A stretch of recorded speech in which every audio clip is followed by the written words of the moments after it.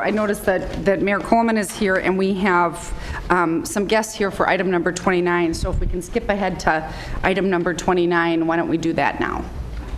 Item number 29, presentation of accreditation plaque to Como Zoo by Jim Maddy, President and CEO of the Association of Zoos and Aquariums.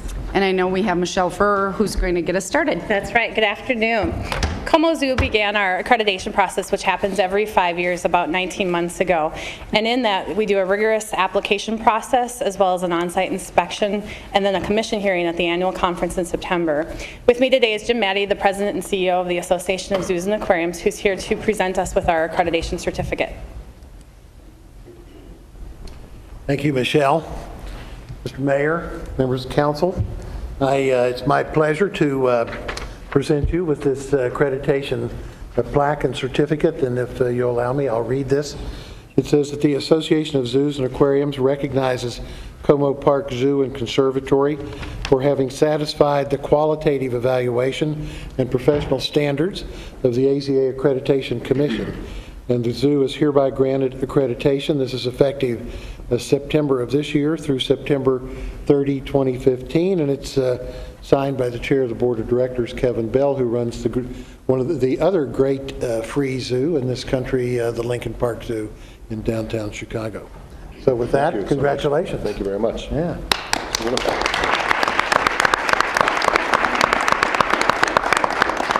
We're starting to get plaque buildup.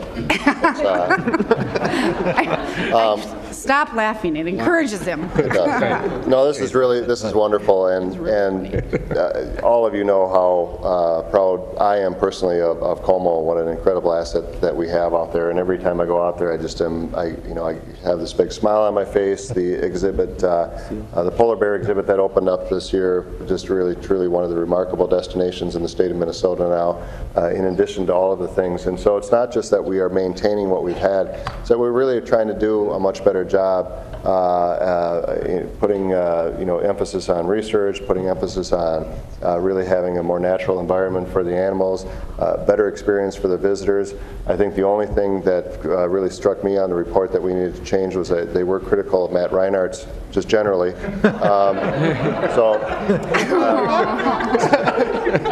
So we will work on that. And I had to take a shot, Rhino. You were standing there. It was just too easy.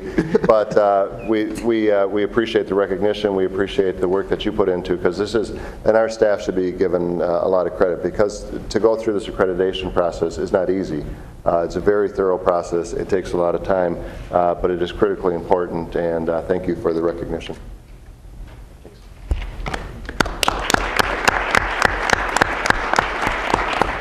And I'm sure Matt will publish the most flattering picture of you, Mayor.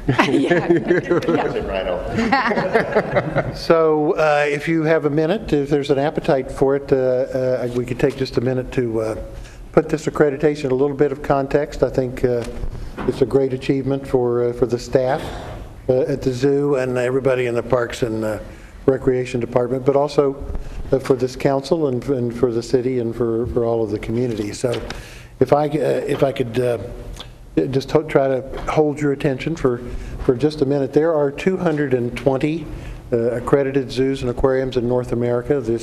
Our organization is the accrediting body for the United States, for Canada, for Mexico, and the Caribbean. About 200 of those institutions are in the United States.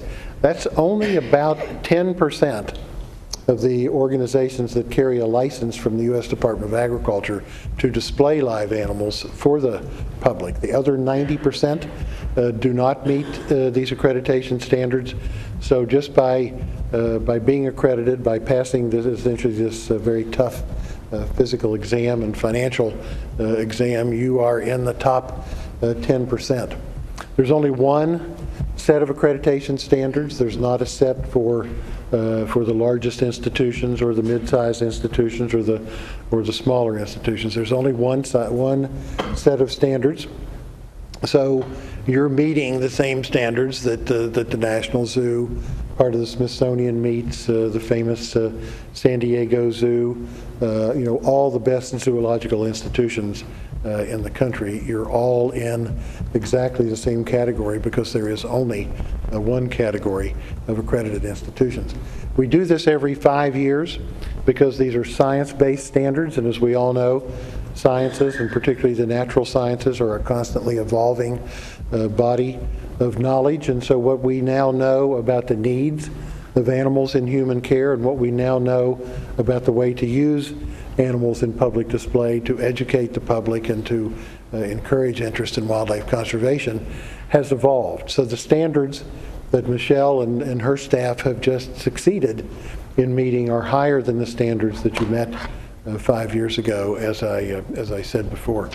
Just a quick sort of description of just how thorough this is. A 3-person team, a zoo director, a curator of animal collections, and a veterinarian that came and spent 2.5, almost 3 days, the full team, in the zoo. Of course, they look at the exhibits, they examine the animals, they interview the staff, they talk to the leadership staff as well as the frontline staff, and they're looking first and foremost for animal care and welfare. They're looking at veterinary care, nutrition, the quality of the exhibit, enrichment of the animals' lives, everything that has to do with the quality of life and the quality of veterinary care for the animals that are in your charge. They don't stop there. They go immediately to education programs and conservation programs. Probably the best way to kind of sum that up in a nutshell is that with 2 million plus visitors to the Como Zoo, each and every one of the people who came through that gate, who come through that gate this year and next year, and as long as you're accredited, they are entitled to a meaningful educational experience. Now, not all 2 million of those people, as you might imagine, are looking for a meaningful educational experience. Most of your visitors are looking for an enjoyable, relaxing, afternoon or morning with their family, with a school group, a club, a church group, whatever the case might be. But literally, to meet these standards, anytime a visitor expresses any interest or seeks out, any engagement in a really quality educational experience, if they want to learn more about these particular animals, they want to learn more about the state of wildlife conservation, the state of habitat for these animals across the globe, they are entitled to that. And in this process, you have satisfied our examiners that your budgets, your staffing, your facilities, your collection, and your program are capable of delivering that educational experience to your visitors. And in fact, in your case, with literally hundreds of thousands of school children and their teachers coming on an organized basis, as well as hundreds of thousands of additional people of all ages coming, on a more casual basis, you more than meet that standard. Then we turn to conservation.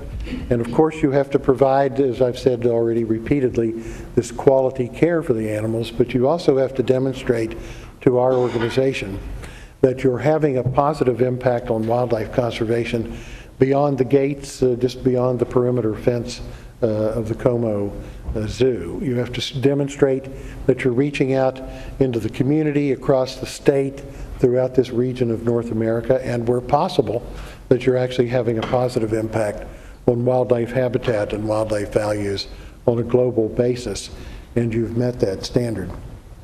Perhaps in today's climate, with all of the demands that are on this city and on this council, probably the toughest standard to meet in any year, but particularly in this year and next and the next few years, is the financial standard. You really have to demonstrate that the stable sources of financial support are there and that they're adequate to provide this level of care and provide these meaningful education and conservation programs. And again, without any serious concerns, all of those standards have been met. So really, I'm here just to say congratulations. You're in a very elite group of organizations. You are among the finest zoological institutions in the world. You meet all the basic requirements of modern zoological practice, and you're obviously a great asset to the community. I would say about your zoo in particular that if you look at the population of this city in this county, in this region. If you look at the footprint of that zoo, only 13 acres. If you look at the size of the collection, several hundred animals, you are attracting more visitation, sort of getting, a bigger impact. Dollar for dollar, acre for acre, animal for animal, you are right at the very, very top of that list. There are only a few dozen zoological institutions in North America that have 2 million visitors a year, and you're one of the few that are in that category. So again, congratulations. It's a tribute to the staff, the professional staff and leadership in the institution who did all the hardest, most practical work. But the accreditation visiting committee, the inspection committee, and the commission did take particular note that this council and this city are providing outstanding support to the institution, and they asked me to convey their appreciation for that and their congratulations to you for this accomplishment. Great, thank you very much. Thank you. You're welcome.